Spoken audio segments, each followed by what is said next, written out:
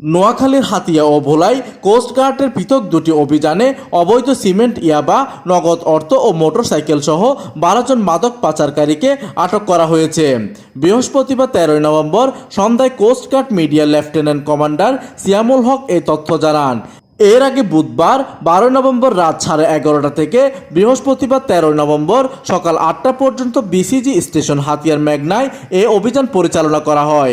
এক প্রেস বিজ্ঞপ্তিতে মিডিয়া কর্মকর্তা বলেন, গোপন সংবাদের ভিত্তিতে উক্ত এলাকায় দুটি ফিশিং বোট তল্লাশি চালিয়ে অবৈধভাবে শুল্ক কর ফাঁকি দিয়ে মায়ানমারে পাচারের উদ্দেশ্যে বহনকৃত প্রায় 3,67,650 টাকার মূল্যর 645 বস্তা সিমেন্ট সহ 11 জন পাচারকারীকে আটক করা হয়।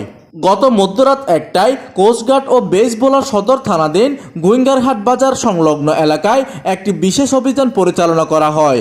এ সময় সন্দেহভাজন এক ব্যক্তিকে তল্লাশি করে প্রায় 23,000 টাকার মূল্যর 46 পিস ইয়াবা, নগদ 1,050 টাকা এবং একটি মোটরসাইকেল সহ পাচারকারীদের আটক করা হয়।